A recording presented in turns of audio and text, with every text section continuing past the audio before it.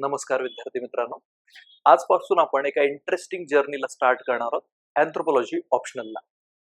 अँथ्रोपॉलॉजीची एक व्याख्या अशी दिली जाते, म्हणजे अँथ्रोपॉलॉजी म्हणजे काय, व्हॉट इज अँथ्रोपॉलॉजी, हे आपण डिटेलमध्ये नंतर डिस्कस तर करणार आहोत. पण अँथ्रोपॉलॉजीची एक इंटरेस्टिंग व्याख्या अशी दिली जाते. Anthropology is a discipline having a infinite curiosity about human being. Infinite curiosity, माणसाविषयी प्रचंड कुतूहल असलेलं शास्त्र म्हणजे मानवशास्त्र. माणूस कसा राहतो, माणसाची संस्कृती, माणसाचा समाज याच्याविषयी डिटेलमध्ये क्युरिओसिटीने, कुतूहलाने पाहणारं शास्त्र म्हणजे अँथ्रोपॉलॉजी. अँथ्रोपॉलॉजी ऑप्शनलचं एक मेरिट आहे, असं मी सतत सांगत असतो. ते म्हणजे हा विषय प्रचंड इंटरेस्टिंग आहे. तुम्हाला अशा काही नवीन फॅक्ट कळतील, काही नवीन असे पर्स्पेक्टिव्ह समजतील, जे आपल्याला आपल्या स्वतःकडे आणि आपल्या समाजाकडे बघण्याचा एक वेगळा दृष्टिकोन देईल. सो आजचं हे पहिलं सेशन जे आहे त्याच्यामध्ये आपल्या ह्या बॅचचं नेचर काय असणार आहे आणि तुमच्याकडून काय अपेक्षित असणार आहे हे बॅचचे लेक्चर्स करताना किंवा ह्या बॅचचा प्रोग्राम तुम्ही अटेंड करताना, याच्याबद्दल आपण एक ब्रीफली डिस्कस करणार आहोत. मी नेहमी म्हणत असतो की तुमचे ना ऑब्जेक्टिव्ह क्लिअर असायला पाहिजे, की एखादी गोष्ट करताना. मग तुम्ही आन्सर रायटिंगचा प्रोग्राम जॉईन केलेला आहे, की मुलं म्हणतात की मी ऑफलाईन करायला पाहिजे की ऑनलाईन करायला पाहिजे, इकडे कुठेतरी जाऊन अभ्यास करायला पाहिजे की घरून अभ्यास करायला पाहिजे. अशा सगळ्यांच्या बाबतीमध्ये एक उत्तर असतं, ते म्हणजे तुमचे ऑब्जेक्टिव्ह क्लिअर असायला पाहिजे. मग ही बॅच करताना तुमच्या समोर काय ऑब्जेक्टिव्ह असायला पाहिजेत याची क्लॅरिटी सुद्धा तुम्हाला या सेशन मधून येईल. तर बेसिकली या बॅचचं नेचर काय असेल, तर ही कॉम्प्रिहेन्सिव्ह अशी बॅच असेल. आता कॉम्प्रिहेन्सिव्ह इन द सेन्स काय आहे, तर याच्यामध्ये डिटेल आपण लेक्चर्स घेणार आहोत, सगळे सिलेबस पॉइंट कव्हर करणारे. आपण एक पुढचं सेशन या अँथ्रोपॉलॉजीच्या सिलेबसला डिकोड करणारा घेणार आहोत. त्याच्यामध्ये लेक्चर आपण कुठल्या फ्लो मध्ये घेणार आहोत, कोणते टॉपिक आधी घेणार आहोत, नंतर घेणार आहोत, हे आपण डिस्कस करणार आहे. पण सर्व टॉपिक आपण डिटेल मध्ये डिस्कस करणार आहोत. सो त्या सेन्स मध्ये ही कॉम्प्रिहेन्सिव्ह बॅच आहे. दुसरं, याच्यामध्ये तुम्हाला डिटेल असं स्टडी मटेरियल सुद्धा मिळणार आहे. बघा, जर तुम्हाला ऑप्शनल, मी असं म्हणत असतो की जीएस पेक्षा ऑप्शनलची स्टडी का वेगळी आहे, तर याच्यामध्ये तुम्हाला पोस्ट ग्रॅज्युएशनच्या लेवलचा थोडासा स्टडी करायचा आहे. आता ऑप्शनलच्या बाबतीत होतं काय, की दोन एक एक्स्ट्रीम गाठले जातात ऑप्शनलच्या बाबतीमध्ये. एक एक्स्ट्रीम असतो की एवढं केलं की होतं, दुसरा एक्स्ट्रीम असतो की नाही, इतकी सगळी पुस्तकं वाचायची, हे सगळं करायचं आहे. आणि कुठे ना कुठेतरी एक्झाम सेंट्रिक जो अप्रोच असतो तो बाजूला राहतो आणि तुम्ही ऑप्शनल मध्येच पीएचडी करताय की काय, असं हे होतं. सो आपल्याला हे दोन्ही एक्स्ट्रीम अवॉइड करायचे. आपल्याला प्रॅक्टिकल सेन्स मध्ये कशा प्रकारे चांगले मार्क्स आपल्याला ऑप्शनल मध्ये मिळतील याच्यासाठी काम करायचं. बघा, एखादं ऑप्शनल आपण डिसाईड करतो त्यावेळेला एक गोष्ट तर क्लिअर असते की इंटरेस्ट, त्याच्या रिलेटेड रिसोर्सेस, ह्या गोष्टी तर आहेतच, पण आपल्याला त्यात मार्क्स चांगले आले पाहिजेत. त्याच्याशिवाय म्हणजे तुम्हाला माझ्या या बॅच मधून तुम्हाला तुमच्याकडून अपेक्षित नाहीये की तुम्ही अँथ्रोपॉलॉजी मध्ये पुढे जाऊन काहीतरी करावं. ते झालं बाय प्रोडक्ट म्हणून तर वेल अँड गुड, पण पर्पज असेल की युपीएससी आणि एमपीएससी मध्ये तुम्हाला अँथ्रोपॉलॉजी मध्ये चांगले मार्क मिळावे. सो बेसिकली हे जे स्टडी मटेरियल असणार आहे, ते जे रेफरन्स बुक्स आहेत मेजॉरिटी ऑफ द अँथ्रोपॉलॉजी मधले चांगले रिनाउंड असे रेफरन्स बुक आहेत. मग हेविलँडचं पुस्तक आहे, एम्बर अँड एम्बरचं पुस्तक आहे, इग्नूचं मटेरियल आहे, काही रिसर्च पेपर्स आहेत, या सगळ्यांच्या क्युम्युलेशन मधून बनलेलं असं मटेरियल असणार आहे. सो मी असं म्हणत असतो की मटेरियलचे किंवा तुमच्याकडे असलेले कंटेंटचे दोन प्रकार असतात. एक असतो केक. केक म्हणजे काय, बेसिक ऍव्हरेज असं मटेरियल की जे तुम्हाला कॉम्पिटिशन मध्ये सर्व्हाइव्ह करायला मदत करेल. आणि दुसरं असतं त्या केक वरची चेन. आता ते काय असतं, व्हॅल्यू ऍडेड किंवा व्हॅल्यू डिफरन्शिएटिंग मटेरियल, की जे मटेरियल तुम्हाला कॉम्पिटिशन मधून सर्व्हाइव्ह करण्याच्या पलीकडे जाऊन कॉम्पिटिशन मध्ये डॉमिनेट करण्यासाठी, कॉम्पिटिशन मध्ये पुढे राहण्यासाठी मदत करेल. आपल्या या मटेरियल मधून आणि लेक्चर्स मधून तुम्हाला दोन्ही टाईपचं मटेरियल मिळणार आहे.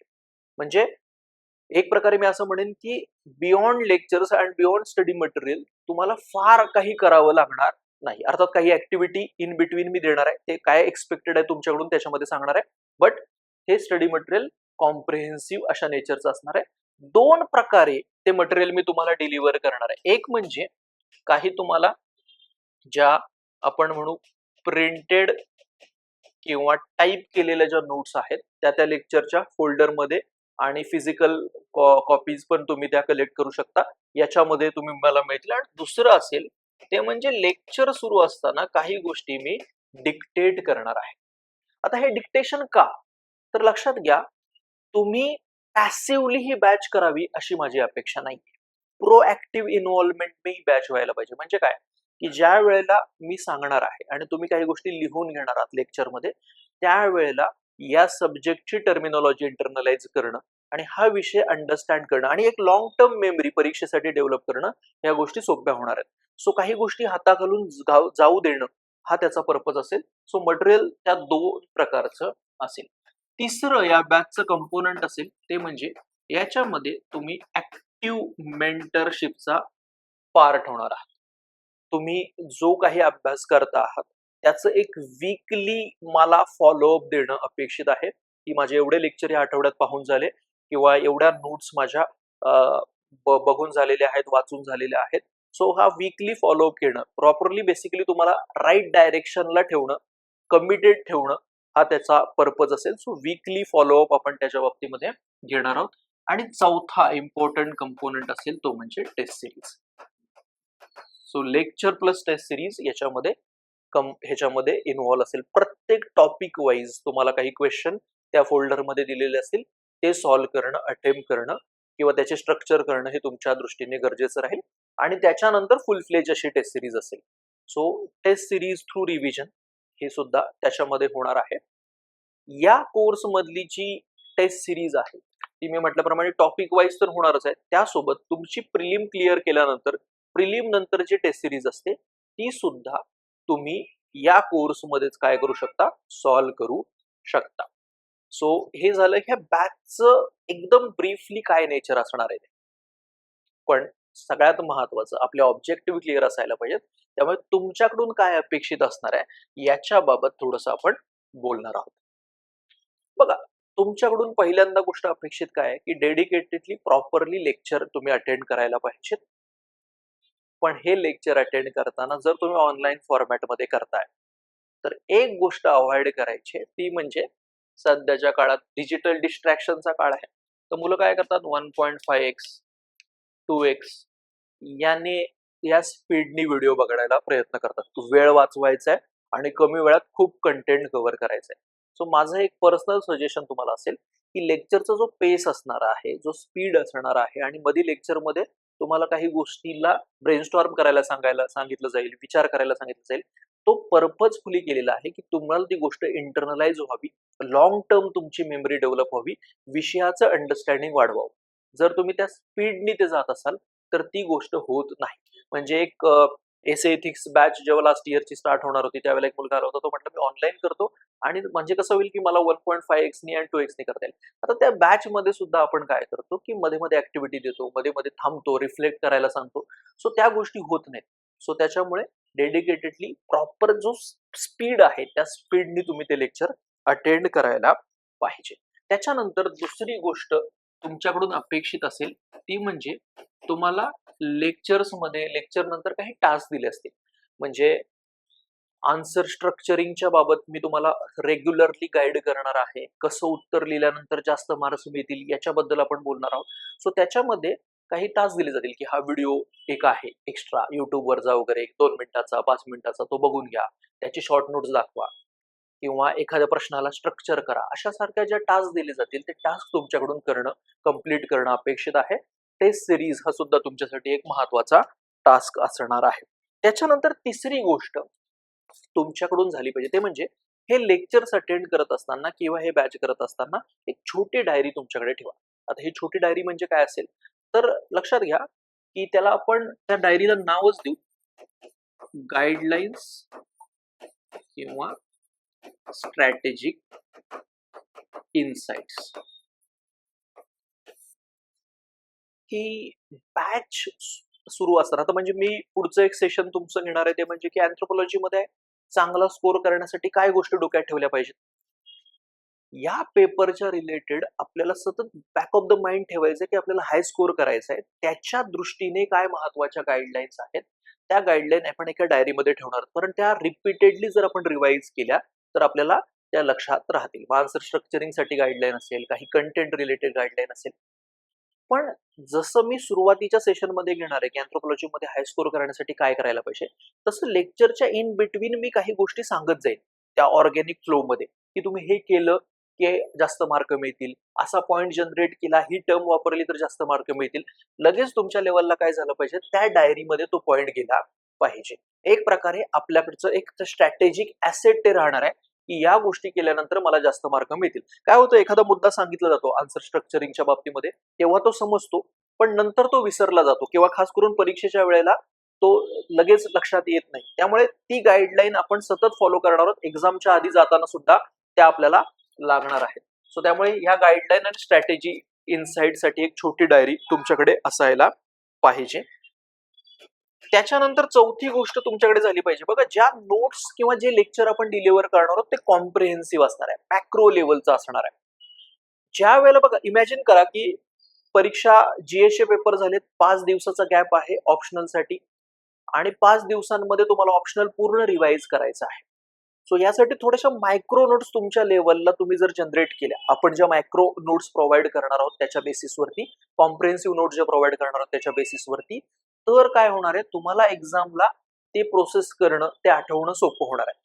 म्हणजे त्या कशा काढायच्या हे सुद्धा मी तुम्हाला सांगणार आहे. एक छोटी डायरी पण तुम्हाला दाखवणार आहे की त्या मायक्रो नोट्स एक्झॅक्टली कुठल्या फॉर्म मध्ये असणार आहेत. म्हणजे सिंपल टर्म्स मध्ये काय, समजा कल्चर हा टॉपिक जो आपण लगेच बघणार आहोत, सो कल्चर या टॉपिक मध्ये कुठले स्कॉलर महत्वाचे आहेत, कुठल्या टर्म्स महत्वाच्या आहेत, कुठले एक्झाम्पल्स महत्वाचे आहेत, जे एक्झाम मध्ये स्पेसिफिकली लिहिणं गरजेचं आहे. ज्याच्यामध्ये आपण जनरलिस्टिक स्टेटमेंट लिहू शकत नाही, अशा स्पेसिफिक गोष्टी ज्या लिहिल्या की मार्क्स मिळतील त्या आपण मायक्रो नोट्स मध्ये इन्व्हॉल्व करणार आहोत, इन्क्लूड करणार आहोत. तर ही नोट्स तुम्ही जर बनवत गेली, अर्थात ही आपल्याला सुरुवातीच्या टप्प्यात बनवायची नाही, ही प्री नंतर पण बनवता येते, और एका इंटरव्हल नंतर की माझे 4-5 टॉपिक झाले, 3-4 रिव्हिजन त्या टॉपिकच्या झालेल्या आहेत, तर त्या करता येतात. तर ती मायक्रो नोट्स तुम्ही तुमच्या लेवलला बनवणं अपेक्षित आहे. त्याच्यानंतर रेग्युलरली टेस्ट देणं हे एक तुमच्या लेवलचं एक्सपेक्टेशन असेल तुमच्याकडून. दुसरी एक महत्वाची गोष्ट तुमच्याकडून असेल ते म्हणजे बघा, प्री नंतर आपण जे टेस्टचं शेड्यूल बनवतो, ते शेड्यूल कसं असेल, तर म्हणजे आपण म्हटलं की दुसरा आणि तिसरा टॉपिक आहे समजा सोशो कल्चरल अँथ्रोपॉलॉजीतला पेपर 1चा, तर त्याच्यावरती समजा एक टेस्ट आहे, तर तुमचा फोल्डर जो आहे ना नोट्सचा, तो तसाच बांधला पाहिजे. म्हणजे आपण ज्या नोट्स प्रोव्हाइड करणार आहोत तर एका फोल्डरमध्ये तुम्ही अशा कॅटेगराईज करून ठेवल्या पाहिजेत की तुम्हाला टेस्ट वाईज रिव्हिजन प्रिलिम नंतर करता येईल. सो त्याचं एक टाइम टेबल मी तुमच्या या ऍपच्या फोल्डरमध्ये टाकणार आहे. टेस्टचं टाइम टेबल आपलं कसं असतं, तर जसे टॉपिक होतील तसे काही फोल्डर, ते ह्याचे पेपर फोल्डर मिळतात बघा, प्लास्टिकचे फोल्डर मिळतात, त्या फोल्डरमध्ये म्हणजे एकच अँथ्रोपॉलॉजीची अशा मोठी डायरी वगैरे किंवा मोठी नोट्स आपल्याला नाही बनवायचे, तिला वेगवेगळ्या पार्ट्समध्ये डिवाइड करायचं आहे. सोशो कल्चरलच्या 2 नोट्स, फिजिकल अँथ्रोपॉलॉजीच्या, बायोलॉजिकल अँथ्रोपॉलॉजीच्या 2 असे फोल्डर, असं थोडं ते स्मार्ट कॅटेगरायझेशन करायचंय. त्यामुळे रिव्हिजन करणं थोडंसं सोपं होतं, टेस्ट वाईज रिव्हिजन करणं सोपं होतं. ठीक आहे. त्याच्यानंतर अँथ्रोपॉलॉजीमध्ये किंवा कुठल्याही ऑप्शनलमध्ये महत्वाची असलेली गोष्ट म्हणजे पेरियॉडिक रिव्हिजन व्हायला पाहिजे. आता त्यासाठी एक महत्वाचं असेल की आपले टॉपिक वाईज टेस्ट जसे असणार आहेत तशा टॉपिक वाईज रिव्हिजनचे सेशन असणार आहेत. अपार्ट फ्रॉम दॅट तुमच्याकडून पण ते प्रोएक्टिव्ह रिव्हिजन थोडंसं अपेक्षित असेल. पुन्हा एकदा ते रिव्हिजन कसं करायचं, त्यावेळेला आपलं जो पहिलं रिव्हिजन सेशन होईल काही डेफिनेट टॉपिक झाल्यानंतर, त्यावेळेला आपण डिस्कस करू. सो ही एक इंटरेस्टिंग जर्नी असणार आहे, but basically a core objective of आपल्याला हाय स्कोर करायचा आहे अँथ्रोपॉलॉजीमध्ये. सो तुमच्याकडून प्रोएक्टिव्ह इन्व्हॉल्वमेंटची अपेक्षा असेल. पुढच्या सेशनमध्ये हा हाय स्कोर कसा मिळवायचा याच्या काही गाईडलाईन लक्षात घेऊया. थँक्यू.